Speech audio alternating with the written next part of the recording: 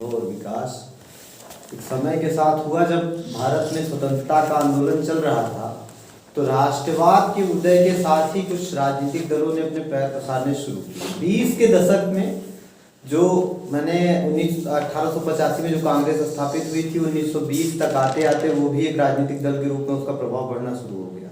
इस समय थोड़ा सा चुनाव वगैरह पे सपोर्ट मिलने लगा था, इन लोगों को जो है मताधिकार मिलने लगे थे जनता को। ठीक है, जैसे मान लीजिए 10% लोगों को 1919 के अधिनियम के तहत वोट डालने का अधिकार मिलता है भारतीयों को। तो इससे क्या हुआ कि जब वोट डालने का अधिकार मिलेगा तो वोट किसे देंगे आप? तो राजनीतिक दल, किसी पार्टी, किसी उम्मीदवार को आप वोट देंगे। इस तरीके से राजनीतिक दलों के रूप में नई जो नए नए संगठन थे उनका प्रादुर्भाव होना शुरू हो गया। 20 में कांग्रेस पार्टी तो मतलब जो है वो एक राजनीतिक दल के रूप में उभर ही गई। उसके बारे में कल मैंने बहुत सारी चीज़ें आप लोगों से शेयर की और मतलब यहाँ तक आ गए कि 2009 में जीतने के बाद 2014 का इलेक्शन वो बुरी तरीके से हार जाते। तो कांग्रेस का जो पूरा मतलब उसको इनका विचारधारा देखने की शुरू करें तो उसकी जो विचारधारा है वो बहुत लिबरल टाइप की है। मतलब ये है, उदारवादी विचारधारा के पक्षपोषक है और मार्केट इकानमी को कम से कम अब बीच बीच में उनका डाइवर्जन होता रहता है। वो बड़ी सेंट्रल राइटिस्ट पार्टी नहीं है, उसका दोनों तरफ आवागमन है। और दूसरी तरफ की वो एक तो सेकुलर मानसिकता को पोषित भी करती है कि जो उसमें मुस्लिम्स हैं उनको साथ में लेकर के चलना। तो एक दौर में मॉरिस जोन्स का अगर आप आइडिया सुनिए तो वो तो ये कहते हैं 1952 से लेकर के 67 तक जिस तरह से कांग्रेस का वर्चस्व, एक तो पहली चीज राज्यों की राजनीति में रहा और दूसरी तरफ राष्ट्र की राजनीति में रहा, संघ स्तर पर रहा। तो उससे मॉरिस जोन्स ने ये कहा कि भारत की जो दल व्यवस्था है वो असल में बहुदलीय व्यवस्था नहीं है, वो एक दलीय व्यवस्था है, एक दलीय प्रभुत्व की व्यवस्था है कि कांग्रेस के अलावा तो कोई दल आपको दिखाई ही नहीं दे रहा है।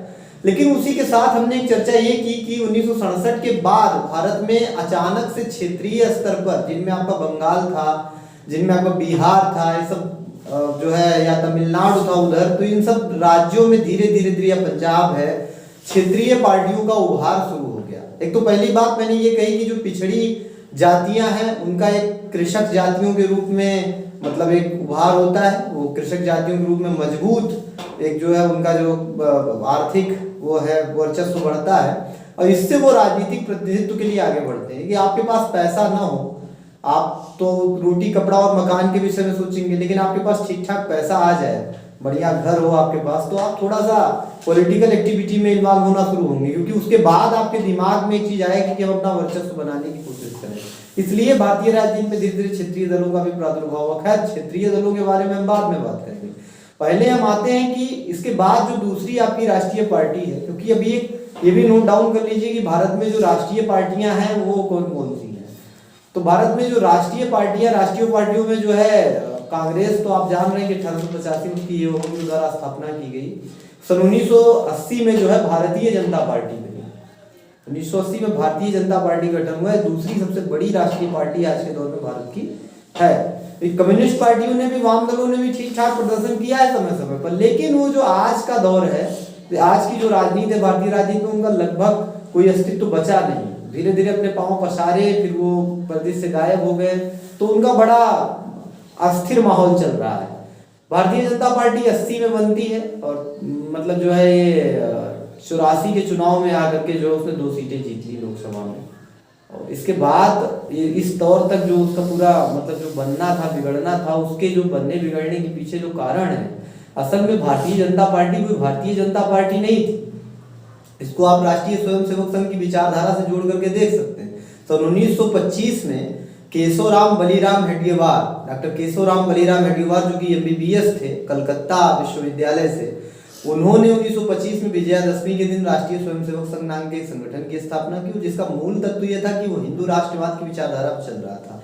जहां तक इसके जो है वीर सावरकर से एसोसिएट होने की बात है, तो मैं आपको एक जानकारी दे दूं कि वीर सावरकर की जो विचारधारा है वो कभी भी संघ से मैच नहीं की। आज के दौर में Bharatiya Janata Party is closer one to the Veer Savarkar. ठीक है, वो बहुत कुछ उनके विचारों को पोषित करती है, उनके संदर्भ में बात करती है, लेकिन वीर सावरकर के साथ इनके विचारों के सामने ही थे। सावरकर तो संघ को सदैव गाली देते रहे, उन्होंने कायर और भीरू का संगठन इनको कहा, तो वो बहुत गालियां इनको दी है। लेकिन ये है कि जो इनके मतलब ये हिंदुत्व के जो एजेंडे हैं या जो हिंदुत्ववादी राष्ट्रवाद है, उसको लेकर के इनकी जो चेतना है उससे कहीं ना कहीं सावरकर बहुत साम्य बनते हैं, बहुत समानांतर खड़े हो जाते हैं, इसलिए ये उनको भी पोषित करते हैं।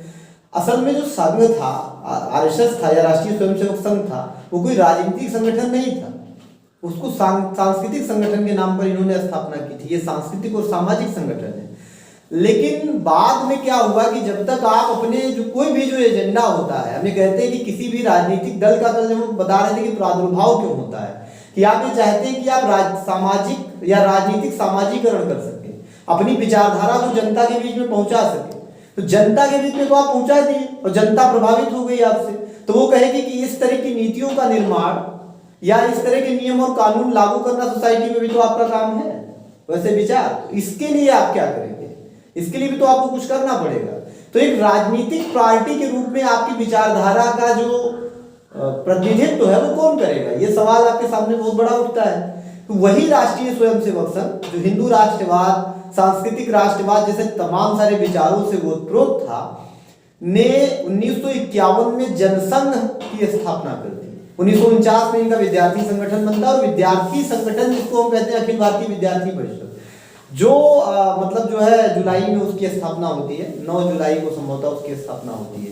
उसको विद्यार्थी दिवस के रूप में भी सब मनाते हैं। तो वो एक अपने आप में मीन्स राजनीतिक संगठन था विद्यार्थियों के बीच में। आज भी वो चुनाव लड़ता चला आ रहा है। आप देख रहे हैं दिल्ली यूनिवर्सिटी का चुनाव हो, जवाहरलाल नेहरू यूनिवर्सिटी का चुनाव हो, तो विभिन्न महाविद्यालयों के चुनाव हो, हैदराबाद यूनिवर्सिटी के चुनाव हो, वो चुनाव लड़ करके जो है राजनीतिक प्रभुत्व या ये कह सकते हैं कि जो संघ की विचारधारा है उसे स्प्रेड करने का काम करते हैं विभिन्न विश्वविद्यालयों में। हालांकि ये कहा जाता है कि वो एक सेपरेट संगठन, लेकिन है आनुषंगिक संगठन है।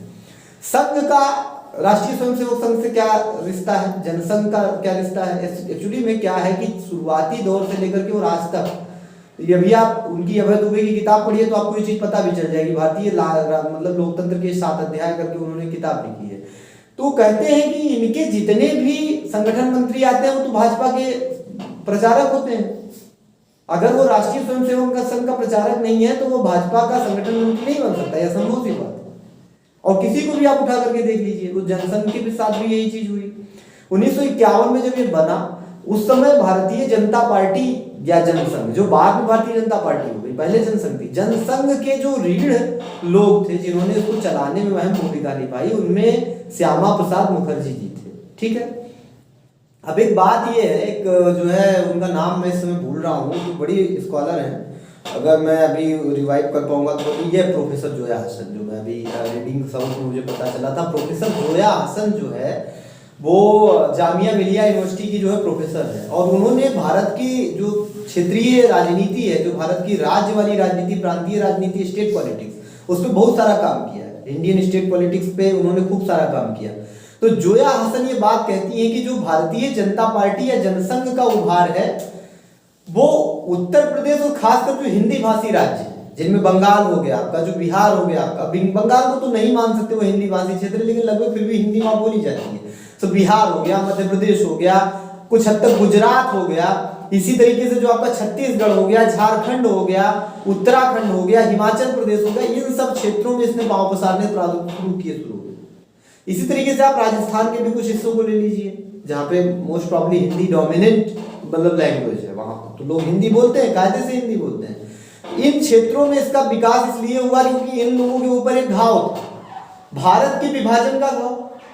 भारत का विभाजन सांप्रदायिक आधार पर हुआ, और जिस देश का विभाजन ही सांप्रदायिक आधार पर हुआ है वहां आसानी से आप अगर एक मतलब जो है धर्म का नाम लेंगे या धार्मिक जो है वो जागरूकता की बात करेंगे तो वहां लोग इकट्ठा हो जाएंगे, इसमें डाउट नहीं है। यहाँ एक चीज का प्रकार का दंश था कि धार्मिक आधार पर जिन्ना ने भारत को 2 राष्ट्रों में विभाजित कर दिया।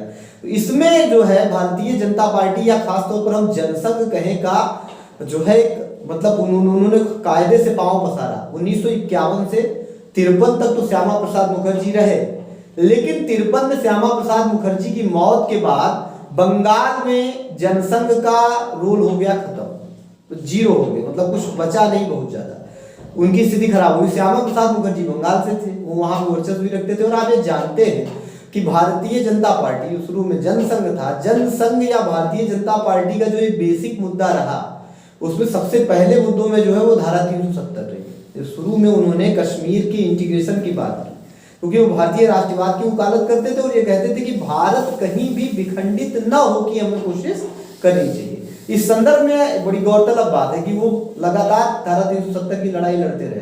आप आज के दौर के जो भारतीय जनता पार्टी के नेता हैं नरेंद्र दामोदर दास मोदी, उस समय धारा 370 को हटाने को लेकर के उनकी जो चहलकदमियां आप देख सकते हैं। तमाम जगह पर उनके जो कैंप लगे उनके फोटोज आज भी वायरल होते रहते हैं। वहां जाके लाल चौक पे तिरंगा मुखर्जी जी ने फहराया। तो ये लेकिन इनके मरने के बाद अचानक बंगाल में इनका जो ग्रास रूट लेवल पर इनका जो डेमोग्राफिक इनकी जो पॉपुलैरिटी थी, जो जनसंख्या के बीच में जो इनकी पॉपुलैरिटी थी, वो अपने आप में लो होना शुरू हो गई। और वाम दल जो ठीक इनके अपोजिट की विचारधारा है वो हावी हो गए बंगाल में। और बंगाल में तो वाम दल शुरू से बहुत हावी थे। वामपंथी जो पार्टियां हैं, मार्क्सवादी जो पार्टियां हैं, वो शुरू से बहुत वहां पे हावी थी, मतलब from beginning of the time. ठीक, शुरुआत जब हो रही है तो वहीं से वो लोग काफी हावी थे। अच्छा, हावी होने के कारण ये है कि जो आपका बंगाल है, बंगाल में बता रहा हूँ कि लैंग्वेज वाली जो हिंदी पट्टी वाली बात हम करते हैं या ज्यादा मतलब हिंदू वाली जो बात करते हैं, उन सब संदर्भों में उनको कैच नहीं कर पाए। बस एक टच था जिसको वो रोक पा रहे थे भारतीय जनता पार्टी वाले, वो तो सेपरेशन और सांप्रदायिक दंगे जो दोनों वहां पे हुए। भाई सांप्रदायिक दंगों में क्या होता है, सांप्रदायिक दंगे जब होंगे हिंदू और मुस्लिम के बीच में, तो कोई भी जो समाज है वो दो भागों में बढ़ जाएगा। एक लोग ये होंगे जो एक पार्टी को समर्थन करेंगे जो उनको प्रदान करेगी सुरक्षा, और दूसरी पार्टी को समर्थन करेंगे जो उनको सुरक्षा प्रदान करेगी। तो इसलिए बंगाल में भी एक प्रकार का कंट्रडिक्शन था। वहां भी भारतीय जनता पार्टी मतलब प्रारंभ से जनसंघ के रूप में जब तक श्यामा प्रसाद मुखर्जी रहे तो हावी रही। 1953 के बाद जो नेता इनमें प्रमुख रूप से उभरे, उनमें आप नाम ले सकते हैं अटल बिहारी वाजपेयी का। अटल बिहारी वाजपेयी जनसंघ के प्रारंभिक सदस्यों में से एक है, जो बाद में जाकर के भारतीय राजनीति में एक बहुत बड़ा सितारा बने, उसमें डाउट नहीं है। वो जनसंघ के संस्थापक सदस्यों में से एक है। इसके बाद पंडित दीनदयाल उपाध्याय, जिन्होंने एकात्मवाद मानववाद की विचारधारा दी, उसमें बलराज मधोक रहे।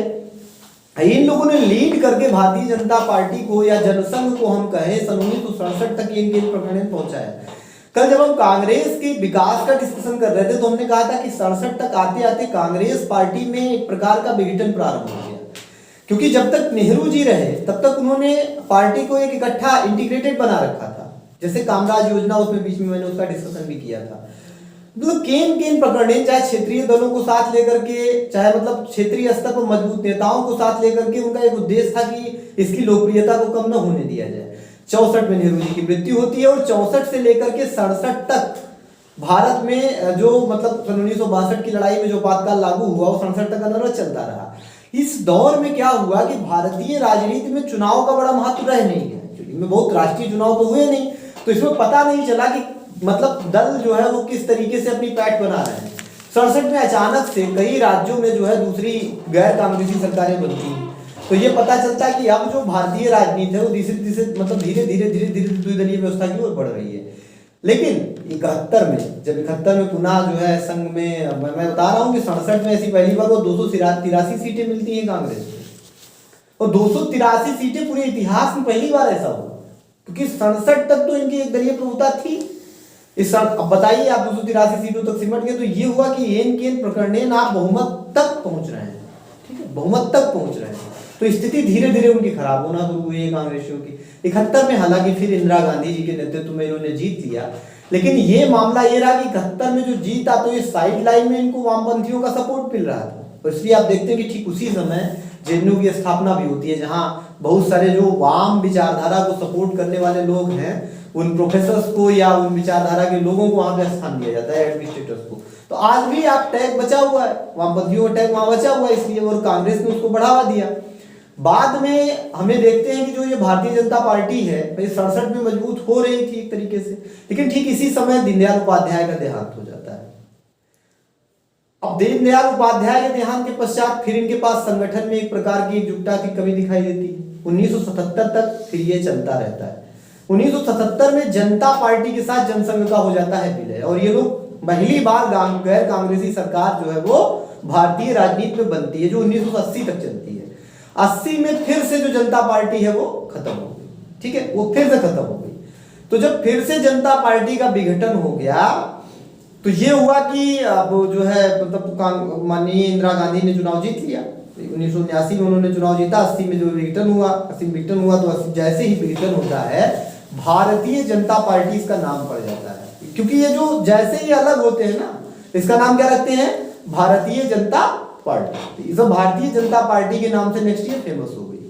अब जो भारतीय जनता पार्टी है आकर के सन 1984 तक, 84 में इसको मिलती है 2 सीटें लोकसभा चुनाव। इसी समय आडवाणी जी अपनी रथ यात्रा शुरू करते हैं। शुरुआत देखिए 2 लोकसभा सीटों से शुरू कर रहे हैं। जनसंघ ने इससे अच्छा वर्चस्व बनाया था इससे पहले। और एक तो ये इन लोगों के नेताओं में शुरू में विचारधारा की बड़ी मतलब पचपोषकता दिखाई देती थी। आप पैसे मांगिए कि हमको चुनाव प्रचार में पैसे की आवश्यकता है तो मना कर देते थे। पैसे की राजनीति थोड़े करनी है। कोई आदमी हमारी विचारधारा से सहमत है तो वो भारतीय राजनीति में हमारे साथ आए, और नहीं तो हम पैसे से मतलब ये राजनीति नहीं करेंगे। तो धीरे धीरे धीरे धीरे धीरे लेकिन ये वापस आना शुरू किया। मैं ये बता रहा हूँ आपको कि चूंकि इनकी जो विचारधारा है उसकी शुरुआत में ही राम जन्मभूमि का मामला था, ठीक है। तो 84 से इनके यहाँ लाल कृष्ण आडवाणी है।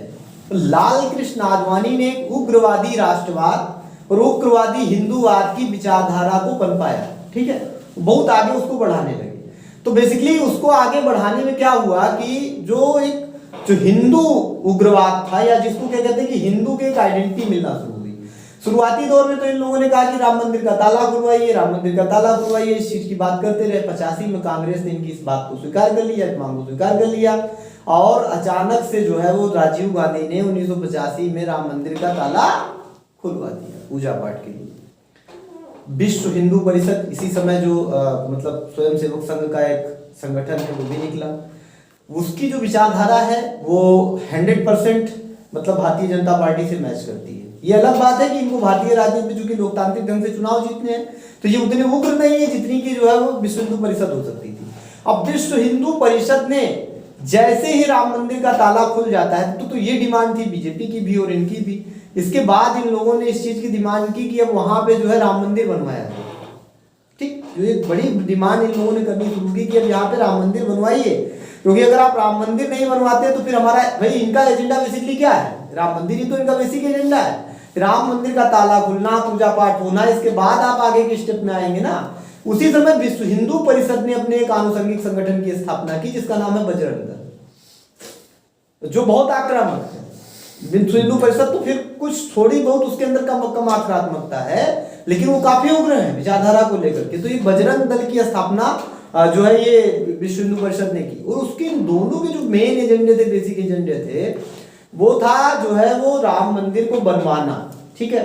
अच्छा, ये चीज चल रही थी। हमें देखते हैं कि सन 1989 में अचानक से जो है वो भारतीय राजनीति में एक उलटफेर होता है और वो बहुदलीय राजनीति का प्रादुर्भाव शुरू हो जाता है, और पहली दोबारा जो है एक गैर कांग्रेसी सरकार का गठन होता है बीपी सिंह के नेतृत्व में, जो मैंने कल बताया था, विश्वनाथ प्रताप सिंह।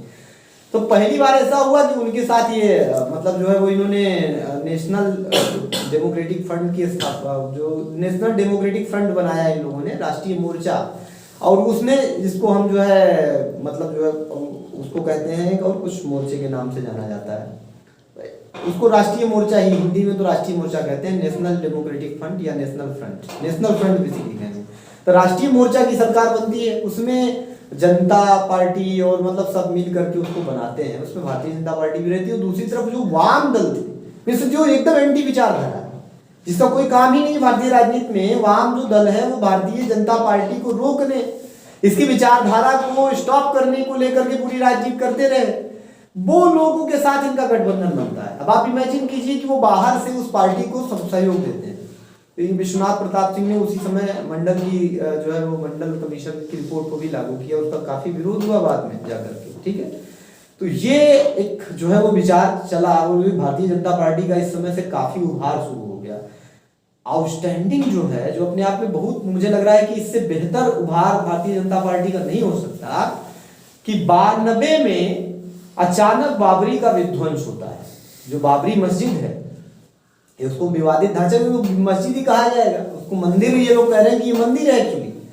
इन्होंने कहा कि यहाँ जो आप ये जो कह रहे हैं ये नमाज पढ़ रहे हैं, ये बुरी बात है अपने आप में, ये तो मंदिर था। इसके ढांचे को आपने तब्दील करने की कोशिश की, जो बाबर आया उसने एक स्पॉट छोड़ा इसके ऊपर। तो उस विचारधारा को लेकर के भारतीय जनता पार्टी ने एक पूरा आंदोलन चलाया।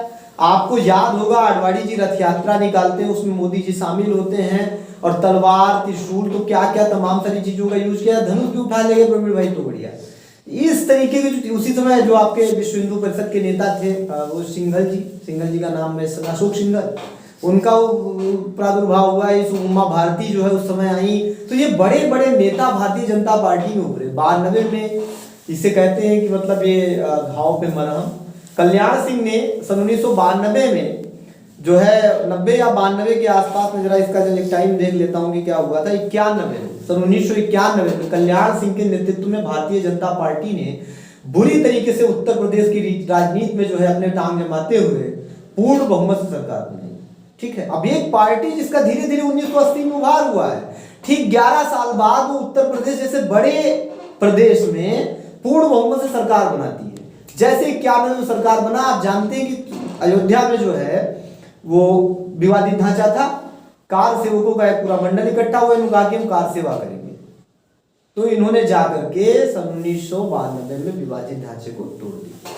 तो जैसे ही बाबरी का विध्वंस होता है, कार, चूंकि उस समय सरकार में बता रहा हूं आपको कल्याण सिंह की सरकार थी, Kalyan this movement was very much supported by the side of Kalyan Singh. He resigns actually. विचारधारा का इतना महत्व है, सोच लीजिए आप। इन्होंने रिजाइन कर दिया तुरंत कल्याण सिंह, और कल्याण सिंह रिजाइन करते हैं और तमाम सारे आरोप प्रत्यारोप बाद में चलते हैं, लोग बरी होते हैं। और अब तो राम मंदिर बन रहा है, आप जान रहे हैं। बनाने को लेकर के पूरा एक आंदोलन चलता है। और 92 के बाद भारतीय राजनीति में भारतीय जनता पार्टी सीढ़ी दर सीढ़ी बहुत ऊंचा चढ़ना शुरू हो गई। और आप ये जानते हैं 120 सीटें जो है इनको लोकसभा में सन 1992 में प्राप्त हो गई थी। ठीक है, लोकसभा चुनाव 1991 में हुआ था, जिसमें इनको मिली थी 120 सीटें। ठीक, 1992 में जब जो है बाबरी का विध्वंस हुआ तो एक नए इम्पैक्ट के रूप में उभरना शुरू हो गया। मतलब ये हुआ कि जो दलीय प्रणाली है उनमें बहुत सारी ऐसी जो विचारधाराएं हैं वो टेक प्लेस करना चाह रही है। जब ये एक बार इनका जो बाबरी का विध्वंस हो गया तो भाजपा ने राजनीति में राम मंदिर के अलावा भी तमाम सारे मुद्दों को ला करके खड़ा करना शुरू कर दिया। और जिसमें बंगलुरु में सन 1993 में इनकी बैठक हुई, जिसमें राम, रोटी और स्वदेशी 3 नए मुद्दे शामिल हुए। अब इनके ध्येय में क्या है?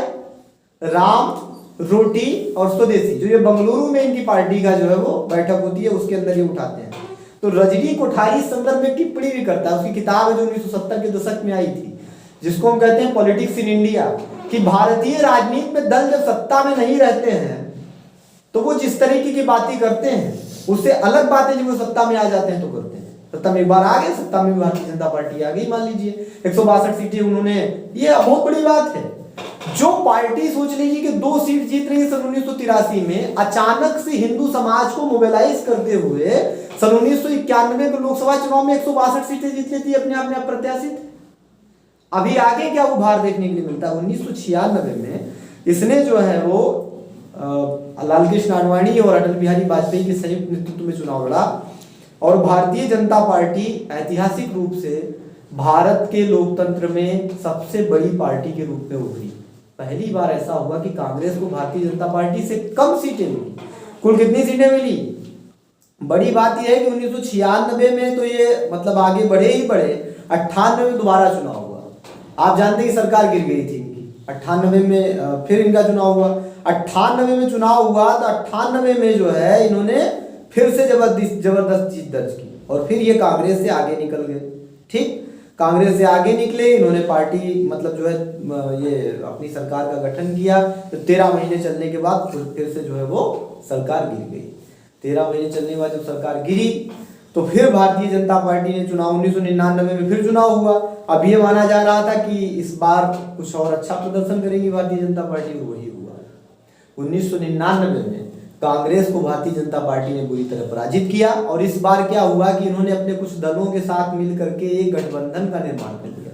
उस गठबंधन का नाम क्या रखा? NDA, national democratic alliance. ठीक है, तो इसका नाम था राष्ट्रीय जनतांत्रिक गठबंधन। तो बहुत सारे जो इनके साथ जो है वो पार्टीज आई हैं, इन्होंने पहली बार जो है वो 5 साल का अपना कार्यकाल पूरा किया अप्रत्याशित ढंग से। इसके बाद ये हुआ कि जब इन्होंने ये बना लिया मोर्चा तो भाई कांग्रेस के सामने भी एक चुनौती थी कि उन्होंने भी इकट्ठा करके बहुत सारे राज्यों में बनाए। 1996 में इधर एनसीपी का गठन हो गया तो कांग्रेस तो अपने में ही टूट रही थी। तृणमूल कांग्रेस का ही 1996-98 के आसपास प्रादुर्भाव होता है। तृणमूल कांग्रेस टीएमसी जिसकी आज के दौर में जो ये ममता बनर्जी जिसकी नेता है बंगाल में, ये कांग्रेस से टूट करके बनी। एनसीपी जिसके नेता इस समय शरद पवार हैं, वो कांग्रेस से टूट करके भी, तो कांग्रेस का काफी इस दौर में विघटन हुआ।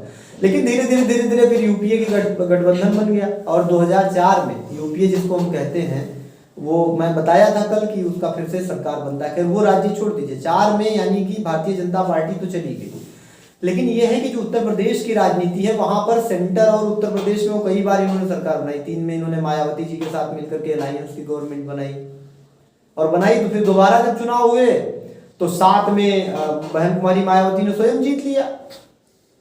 पहले तो इन्होंने उनके साथ मिलकर के गठबंधन में बनाया, फिर उनकी सरकार गिरी तो मुलायम सिंह की सरकार आई, फिर उसके बाद 7 में मायावती ने जो उस समय इनके साथ गठबंधन में मिला करके कुछ शक्ति बरती थी, कुछ सुधार किए थे, उस वजह से वो पुनः चुनाव जीती। और जबकि जब इन्होंने बनाया मायावती को तो इनकी सीटें ज्यादा थी, यानी कि जो उत्तर प्रदेश की राजनीति है उसमें फिर भारतीय जनता पार्टी कमजोर नहीं हुई, क्योंकि अयोध्या है कहाँ, उत्तर प्रदेश। तो एक कायदे से यहाँ लोगों को मोबिलाइज करने में सक्षम है। जैसे दक्षिण भारत की राजनीति पर कभी धार्मिक राजनीति का बहुत ज्यादा प्रभाव पड़ा नहीं, इसलिए अभी देखिए भारतीय जनता पार्टी वहां बहुत ज्यादा है नहीं, उससे पैर नहीं पसारे अपने।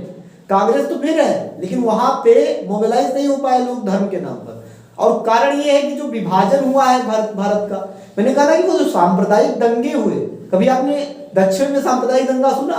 हिंदू मुस्लिम के बीच है ही नहीं, वहां मुस्लिम तो क्या हो जाएगा, और जहां है भी वहां मतलब वो मॉडरेट टाइप के हैं। कभी आपने दंगे का नाम नहीं सुना होगा। दंगे असल में उत्तर प्रदेश टाइप के इस तरह के उसमें होते हैं, तो यहाँ आप आसानी से सांप्रदायिक तौर पर लोगों को मोबिलाइज कर सकते हैं। दूसरी बात की जो विभाजन का दंश है वो इसी क्षेत्र पे लगा। परेशान कौन हुआ? ये लोग। मर्डर किनको किया गया? यहाँ के लोगों को। फिर दक्षिण की राजनीति से क्या मतलब? भारत में जो ये समुद्र तटीय वाला इलाका है, इसका संबंध पाकिस्तान से दूर दूर तक कुछ है ही नहीं है, ना तो इनके बॉर्डर एरियाज को टच करते हैं। तो ये बात जो सही है, जो मतलब जो उन्होंने कही है, मैं बता रहा हूँ कि जो आपके मतलब इसमें रखा गया है, जो हासन ने जो कहा है कि ये जो सांप्रदायिक जो विभाजन हुआ भारत का, उसकी वजह से, सांप्रदायिक दंगों के दंश की वजह से भारतीय जनता पार्टी इन सब चीजों को लीड की। इसके अब इस बीच में जो है, मुझे मान करके चलिए कि आपका 2004 से लेकर के 2014 तक लगभग 10 साल सेंटर से भारतीय जनता पार्टी की विदाई हुई पूरी तरीके से। तो इसमें यह नहीं हुआ कि बुरी तरीके से हार जा रहे हैं, तो ठीक ठाक मत जीतते रहे, लेकिन यूपीए कांग्रेस काफी मजबूत थी। क्षेत्रीय राजनीति में भी, मतलब जो राष्ट्रीय जो आपका राज्यों की राजनीति है उसमें भी बहुत बड़ा। ठीक इसी समय उत्तर प्रदेश के बरक्स जो आपका गुजरात है, गुजरात में सन 2002 में नरेंद्र दामोदर दास मोदी चुनाव जीतते हैं। उसके ठीक आगे थोड़ा और आगे बढ़ करके मध्य प्रदेश की राजनीति में शिवराज सिंह चौहान चुनाव जीतते हैं। राजस्थान का आप जानते हैं कि वहां रिपीटेटिवली एक बार कांग्रेस एक बार भाजपा के आने का आवागमन का सिलसिला जारी रहता है। तो ये जो मध्य प्रदेश और जो गुजरात है, इसमें लंबे समय तक भारतीय जनता पार्टी का बना रहना एक तरफ से संघ को जो है वो मजबूती देने का काम कर रहा था। जो विचारधारा थी वो इनकी पनप रही थी। अचानक सन 2014 की राजनीति में जब एक तरफ कांग्रेस के ऊपर घोटालों का दाग था, यूपीए से जनता काफी परेशान थी, दूसरी तरफ जो मनमोहन सिंह जैसा बड़ा चेहरा है, जो मॉडरेट चेहरा थे, उनको काम करने का अवसर न देना कांग्रेस की तरफ से, इन तमाम सारी खामियों का लाभ उठाते हुए, और दूसरी तरफ नरेंद्र मोदी जैसे लोकप्रिय नेता के नेतृत्व में भारतीय जनता पार्टी ने 2014 का चुनाव बुरी तरीके से कांग्रेस को हरा दिया। 282 सीटें अकेले इनकी आई और 336 इनकी कुल दलों को मिला करके आई। तो ये भारतीय राजनीति में बड़ा मोड़ था। 1984 के बाद अगर वास्तव में एक तरफा यानी पूर्ण बहुमत की सरकार कोई बनी, तो फिर 1984 के बाद किसी की पूर्ण बहुमत की सरकार नहीं बनी। 1984 से लेकर के 89 तक जो 5 साल आपका जो है ये रहे राजीव भाई गांधी या राजीव गांधी जी, इसके बाद तो नहीं बनी ना बहुमत की सरकार। कहाँ बनी? अलायंस की सरकार, गठबंधन की राजनीति भारतीय राजनीति में शुरू हो गई थी। लेकिन ये अचानक से सन 2014 में भारतीय जनता पार्टी जीती और ये 16वीं लोकसभा थी।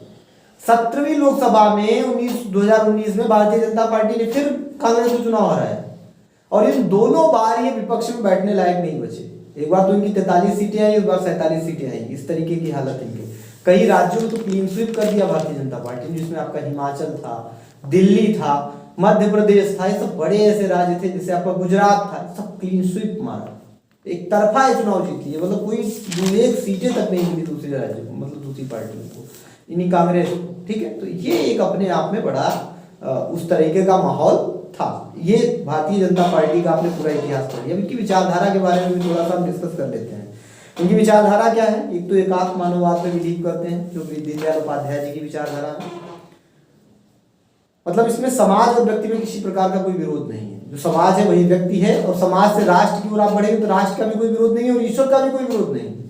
मनुष्य चूंकि परमात्मा का ही एक अंश है, तो व्यक्ति से समाज, समाज से राष्ट्र, राष्ट्र से पर राष्ट्र, संसार का सारा देश उसी में मिला लीजिए। तो इस तरीके की विचारधारा इनकी दीनदयाल उपाध्याय की है। ना तो व्यक्ति का विरोध है, ना समाज का विरोध है, व्यक्ति और समाज दोनों का महत्व एक साथ। दूसरी तरफ है हिंदू राष्ट्रवाद और गांधीवादी विचारधारा का समन्वय पाया जाता है। गांधीवादी विचारधारा का कितना समन्वय पाया जाता है ये आपके लिए विचार का विषय है, ये मैं आप पे छोड़ता हूँ। किताबों में चूंकि इस चीज का उल्लेख है, तो जब कभी मान लीजिए कभी आपसे बहुविकल्पीय सवाल पूछा जाए कि क्या भारतीय जनता पार्टी में गांधीवादी विचारधारा का समन्वय पाया जाता है, तो आप लिखेंगे, मतलब आप टिक करेंगे यस। बहुविकल्पीय होगा तो आप टिक करेंगे यस। लेकिन आपको क्रिटिसिज्म करने को आएगा तो आप इस चीज को रखने की कोशिश कीजिए कि गांधीवादी विचारधारा का किस तरह का समन्वय है, राष्ट्रवाद और गांधीवादी विचारधारा। जैसे संघ के बहुत सारे जो मीन्स अप्लाइड वर्क्स हैं जिनमें वो काम करते हैं, उनमें तो गांधीवादी विचारधारा, इसमें डाउट नहीं है। लेकिन जो उग्र राष्ट्रवाद की यहाँ विचारधारा है वो गांधी के साथ कितना साम्य रखती है, बहुत बड़ा सवाल है। क्योंकि आज के दौर में नरेंद्र दामोदर दास मोदी भले गांधी जी के खिलाफ कुछ न बोलते हो या गांधीवाद के खिलाफ न बोलते हो, लेकिन आप प्रज्ञा ठाकुर जैसे तो इनके पास नेता है जो दिन भर आप बोलते रहते हैं, और उनके खिलाफ आप करते क्या है, बहुत बड़ा सवाल है। क्योंकि आप नरेंद्र मोदी जी से ये पूछते हैं तो क्रिटिसिज्म है अपने आप में। नरेंद्र मोदी जी से पूछिए कि आप प्रज्ञा ठाकुर के उस बयान से कितना सहमत हो, तो मैं उन्हें कभी माफ नहीं कर पाऊंगा। ये कौन सी बात है? मैं उन्हें कभी माफ नहीं कर पाऊंगा। माफ नहीं कर पाएंगे, करेंगे क्या? पार्टी से बाहर करेंगे, निलंबित करेंगे, जैसी कुछ चीजें करेंगे आप, भविष्य में उनको टिकट नहीं देंगे, ऐसी बातें करिए, मैं माफ नहीं कर पाऊंगा। तो माफ क्या नहीं कर पाएंगे? तो ये एक बड़ी बात है। लेकिन किताबी तौर पर ये कहा जाता है कि भारतीय जनता पार्टी की विचारधारा में राष्ट्रवाद और गांधीवादी विचारधारा का समन्वय पाया जाता है। ऐसा क्यों कहा जाता है? क्योंकि पंडित दीनदयाल की एकात्मवादी जो विचारधारा है, जिसको एकात्म मानववाद कहते हैं, उसमें अंत्योदय का दर्शन छिपा हुआ है। और उसी के आधार पर जब भारतीय जनता पार्टी की गवर्नमेंट बनी तो उन्होंने अंत्योदय जैसी योजनाओं को आगे भी बढ़ाया।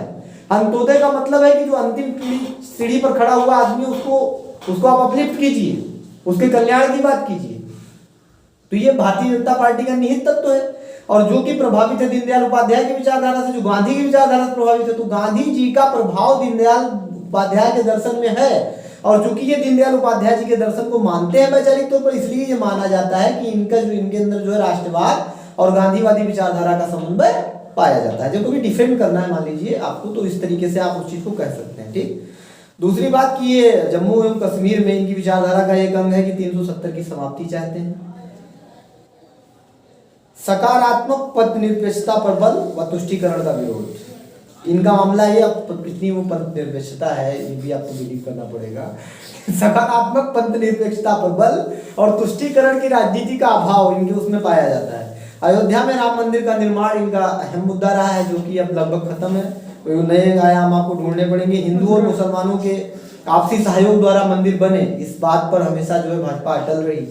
तो कितना वो सहयोग से बन रहा है ये भी आप देख सकते हैं। सन 2020 में देश को एक महान आर्थिक शक्ति के रूप में स्थापित करना इनका ध्येय था, जो शुरू से जो इनकी विचारधारा का अंग था।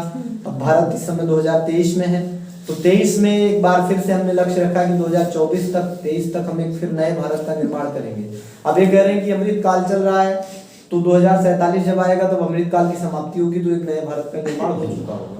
तो let us think about that. ठीक है, एक ये है कि टाइम पीरियड में चीजें बदलती रहती है, लेकिन विचारधारा आज भी स्थिर है कि आर्थिक पुनर्निर्माण भारत का करेंगे। भारत को एक राष्ट्रीय महाशक्ति के रूप में स्थापित करने का इनका एजेंडा है वैश्विक स्तर पर। तो 1900 बरस देखिए, हो सकता है 2047 में ये बात पूरी हो जाए। तो देखिए, इसको देखते रहिए। You have to wait and watch. पता नहीं मैं तब जिंदा रहूंगा, तुम लोगों की उम्र कम है तो तुम लोग उस चीज को देखोगे। विचार में एक सांस्कृतिक राष्ट्रवाद और हिंदुत्व पर बल प्रदान करना इनके दिमाग में, तो ये तो सत्य है।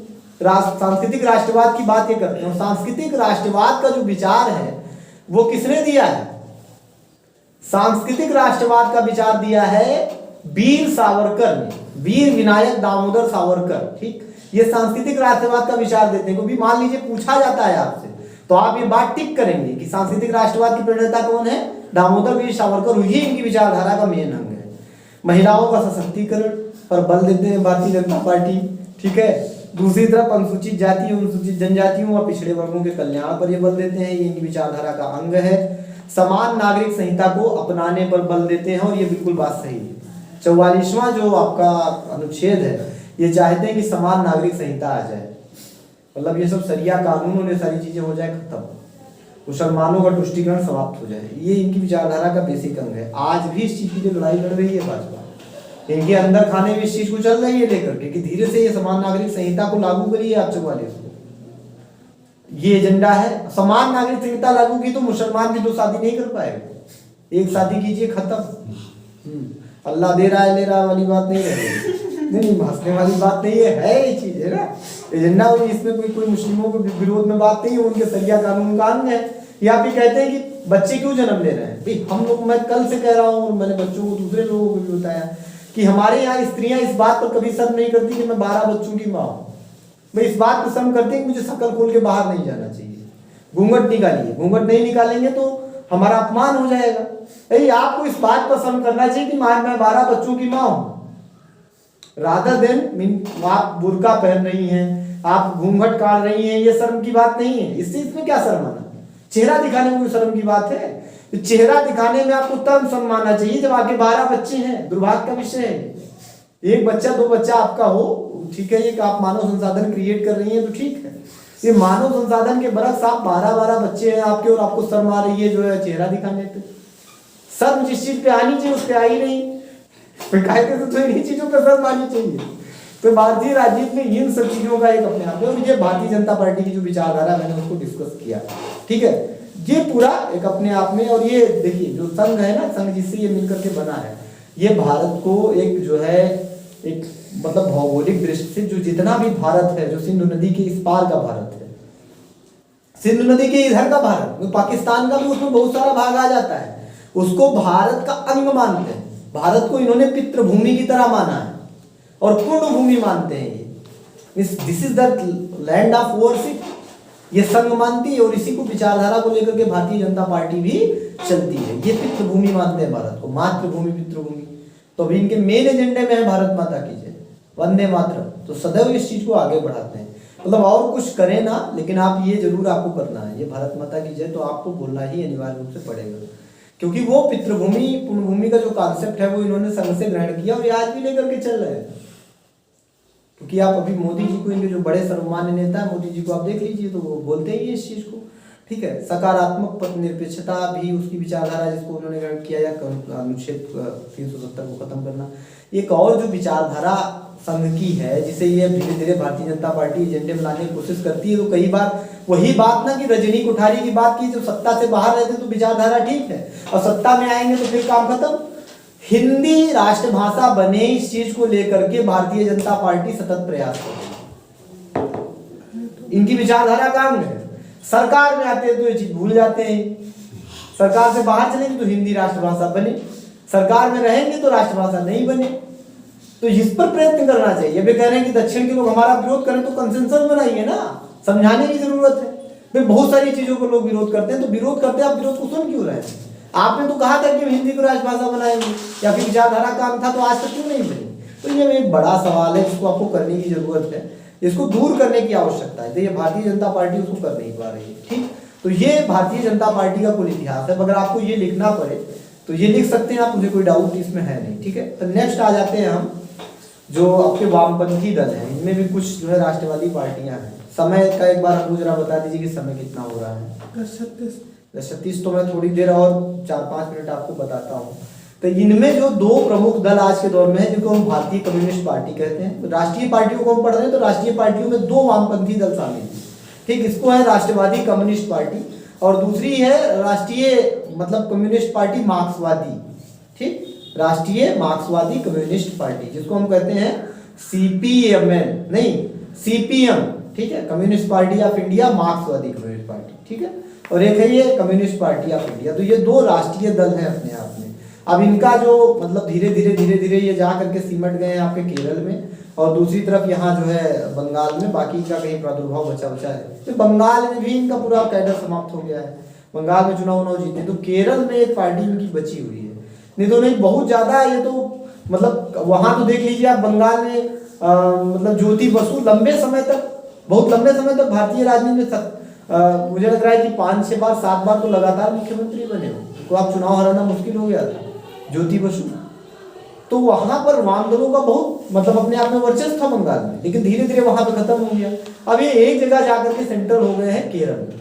इनकी जो विचारधारा है वो क्या है, बेसिकली इनकी कुछ विचारधारा है, जैसे इनमें 1964 में अलगाव भी हुआ, जैसे हम बता रहे हैं आपको 1964 में इसका विभाजन हुआ, तो इसमें CPIM जिसको हम कहते हैं कि कम्युनिस्ट पार्टी ऑफ इंडिया मार्क्सवादी, और इसके बाद में जो है और नई बची जिसको कहते हैं CPILM मार्क्सवादी, मतलब कम्युनिस्ट पार्टी ऑफ इंडिया मार्क्सवादी और लेनिन, ठीक है, मार्क्स और लेनिन की ये पार्टी बनी। खैर ये चल रहा है। इनके जो बेस कैडर है, जिन लोगों को जैसे अभी जैसे भारतीय जनता पार्टी है, तो भारतीय जनता पार्टी में अगर उसका बेस कैडर पूछे कि क्या है, तो उसका बेस कैडर है जो उच्च जातियां हैं, जिनमें आपका जो भारतीय राजनीति उसमें देखने की कोशिश कीजिए, जो एक जिसको हम मतलब जो है उच्च वर्ग कहेंगे, या मतलब उसको हम क्या कहें, वो ब्राह्मण एक तरीके से आप बोलिए, जैसे एक ब्राह्मण वर्ण था, ब्राह्मण वैश्य शूद्र, ठीक है, नहीं बीच में क्षत्रिय, ब्राह्मण क्षत्रिय वैश्य शूद्र, ब्राह्मण क्षत्रिय ये दो हैं। अब इनमें बहुत सारी जातियां बनी इसमें, जैसे ब्राह्मण है आज के दौर में, जो आपके वैश्य भी हैं, वैश्य भी इन्हीं में शामिल है, क्षत्रिय भी इन्हीं में शामिल है, इसमें कायस्थ भी इन्हीं में शामिल है। तो ये उच्च वर्ग की जितने भी जो जातियां हैं, जो उच्च जातियां हैं, उनमें इनका प्रभुत्व पाया जाता है। उनमें mix XYZ from whatever they are belonging to the economic background, no matter whatever economic background they belong to, they will be voting for the BJP. This is mandatory, means they belongs to, if this caste they will be voting. अब इसमें अपवाद हो सकता है कि 2-4% लोग ना दें, क्योंकि क्या है कि इनकी जो विचारधारा है उसमें जनरली इन जातियों के जो महापुरुष हैं उनको पोषित करने की कोशिश करते हैं, और इनके जो मतलब जो भी विचार प्रणाली के लोग हैं उनको आगे बढ़ाने की कोशिश करते हैं। ये आप देख लीजिए, जो विवेकानंद है, विवेकानंद इनके हीरोइक कॉन्सेप्ट में है, तो दिन भर जो आपके जो ABVP वाले हैं वो विवेकानंद जी के नाम पे जो है वो लेकर के जो है वो झंडा घूमते हैं, उन्हीं का फोटो हर जगह वो चिपकाते हैं। अब वो अलग बात है कि धीरे धीरे जो है विवेकानंद के अतिरिक्त अन्य पुरुषों को उन्होंने महत्व देना शुरू किया, लेकिन उनके कोर एजेंडे में विवेकानंद है। उनको लगता है कि वो यूथ्स का आइकन है अपने आप में। विवेकानंद भारत में वोट कंसोलिडेशन का कम से कम यूथ के अमंग में बहुत बड़ी विचारधारा, तो इनका कार्डर एक तो वो है, और दूसरा जो बीजेपी का कार्डर था वो है पिछड़ी जातियां। पिछड़ी जातियों में जो उच्च पिछड़ी जातियां हैं जिनके पास पैसा ठीक ठाक है, वो भारतीय जनता पार्टी का शुरू से कार्डर है, जिसमें आपके बनिए हो गए। बनिया बीजेपी के अलावा किसी को वोट नहीं देते हैं, ऐसा बीजेपी मानती है और ऐसा हम नहीं मानते हैं, ये तो आप जानते ही होंगे। बीजेपी को बनियों की पार्टी इसलिए कहा जाता है। तो जनरली इनका जो ये कैडर पाया जाता है सामाजिक की, इसी तरीके से वाम मतलब जो है अब धीरे धीरे जो है भारतीय जनता पार्टी अनुसूचित जाति अनुसूचित जनजाति में भी पैड बनाना शुरू कर दी है। आज बसपा के वोट खिसक करके इसके में पहुंच गए हैं, इसलिए ठीक है। तो ये अपने आप में एक बड़ी मतलब ये मान करके चलिए कि इनकी एक बड़ी पहुंच है आज के दौर में मौजूद, धीरे धीरे उस तरह की राजनीति कर रहे हैं। तो उस तरीके से वाम दलों का फिर कैडर क्या होगा, कैडर आप वोट बैंक या इनका जो सामाजिक आधार है वो आप पता करने की कोशिश करिए। तो वामपंथी दलों का सामाजिक आधार में क्या है कि वामपंथी दल सबसे पहले किसकी बात करेंगे, मजदूर की। सबसे पहले किसकी बात करेंगे, मजदूर की, किसान की, दलित की माने गरीब की, फिर दूसरे नंबर पर अल्पसंख्यक की, दिन भर माइनॉरिटी की बात करते रहते हैं। और इसको हम ये कहेंगे तुष्टीकरण की राजनीति। भाई जब आलोचनात्मक दृष्टि से हम बोलेंगे तो इसको तुष्टीकरण की राजनीति कहते हैं। नकारात्मक जो है जो निरपेक्ष धर्मनिरपेक्षता है, दिन भर धर्मनिरपेक्षता की इतनी भी बात तो नहीं करनी चाहिए आदमी को। तो ये इनका सामाजिक आधार है, इन लोगों के बारे में ये जो है वो बात करते हैं। अब इनका जो मूल विषय था कि जहां से ये शुरू हुए तो साम्राज्यवाद का विरोध करना, पूंजीवाद का विरोध करना, ये कहते हैं कि राज्य शोषण का यंत्र है, मार्क्सवादी विचारधारा से ये पूरी तरह से सामने रखते हैं। अच्छा, अब इनके आगे जो इनकी विचारधारा है, जो बेसिक विचारधारा है जिसके आधार पर ये भारत में राजनीति करते हैं, तो पूंजीवाद का विरोध, साम्राज्यवाद का विरोध तो बेसिक अलग पॉइंट हो गया। भारत में जो ये राजनीति करते हैं उसके पीछे जिन विचारधाराओं को ये लेकर के चलते हैं, उनमें सबसे पहली बात यह है कि भारतीय जनता पार्टी को येन केन प्रकरणेन भारतीय राजनीति में सत्ता प्राप्ति से बाहर रखना, पहला विचार। ये जो पहला बिंदु है इनके विचार कि किसी तरीके से बीजेपी को सत्ता से बाहर रखना। तो वाम दल और कोई काम करे ना करे, लेकिन ये करते ही। अच्छा, ये किताबी बात है, किताबी भी बात है और व्यवहारिक भी बात है, तो पुस्तकों में इसको उसका उल्लेख भी मिलता है। जैसे अभी वामपंथियों से आज भी आप पूछ लीजिए कि आप क्या चाहते हैं कि भारतीय जनता पार्टी में जीत जाए बस। तो इनका जो मेन एजेंडा बेसिक है, जो बेसिक राजनीतिक विचारधारा है वो यही है कि आप भारतीय जनता पार्टी को एम के प्रकरण सत्ता से बाहर रखिए कि भारत में कहीं उनको सत्ता न मिल जाए। दूसरी बात आगे बढ़िए, इनकी जो रणनीति में जो है इन चीजों को शामिल किया जाता है। अगला, भाजपा को रोकना, सांप्रदायिक नीतियों का विरोध, भाजपा की सांप्रदायिक नीतियों का भी विरोध करते हैं। अब सांप्रदायिक भाजपा है कि नहीं ये आपके विचार का विषय है। ये कहते हैं कि भाजपा सांप्रदायिक है और उनकी सांप्रदायिक नीतियों का ये विरोध करते हैं, ठीक है। अब इनके दिमाग में एक चीज और है, मतलब पता नहीं इस चीज को ये आज तक कभी कर पाए कि नहीं कर पाए। चाहते हैं कि जो आपका भारत का संघ है, जो भारत का सेंटर है, सेंट्रल गवर्नमेंट में एक प्रकार के पंथ निरपेक्ष सरकार का गठन। तो इनकी जो आगे की विचारधाराएं और 4-5 है, इस पे चर्चा जारी रहेगी। नेक्स्ट चैप्टर जब हम अगली क्लास लेंगे तो इनको खत्म करते हुए इनके बारे में बात करेंगे। 3 और जो आपकी पार्टियां बचेंगी, तो 3 क्या बचेंगी, 2 और पार्टियां बचेंगी। इसमें बहुजन समाज पार्टी है और जिनमें आपका एनसीपी है, राष्ट्रवादी कांग्रेस पार्टी। एक तो ये है हो गया आपकी, हमने कांग्रेस के बारे में पढ़ लिया, भाजपा के बारे में पढ़ लिया। एक नई जो आपकी पार्टी अभी हम पढ़ ही रहे हैं, वामदल। वामदल में दोनों आ जाएंगे, भारतीय मतलब जो है कम्युनिस्ट पार्टी ऑफ इंडिया, और एक जो है मतलब ये कम्युनिस्ट पार्टी मार्क्सवादी। इनके दोनों के बारे में पढ़ेंगे तो ये मतलब इसी वामदलों में खत्म हो जाएगा। फिर आपके जो है वही बहुजन समाज पार्टी और एनसीपी बचेंगे, तो उनके बारे में ज्यादा पढ़ने की जरूरत नहीं है, वो जल्दी उनका प्रादुर्भाव हुआ है। और ये फिर बताएंगे आपको कि किसी चीज को राष्ट्रीय पार्टी का दर्जा मिलने के कुछ कारण क्या होते हैं, क्या बेसिक्स होते हैं कि जिनको मिलता है। ये भी बताएंगे कि भारत में जो राष्ट्रवादी दल है उनसे क्या मोह भंग हुआ तो क्षेत्रवादी पार्टियों की ओर बढ़े। आज इनका रिलेवेंस क्या है, किन मुद्दों पर देश की जनता जो है वो राष्ट्रवादी पार्टियों को वोट देती है, किन मुद्दों पर ये क्षेत्रीय पार्टियों को वोट देती है। तो इन सब मुद्दों पर हमारी बातचीत अगले जो है वो लेक्चर में जारी रहेगी। तब तक हम आपसे विदा लेते हैं।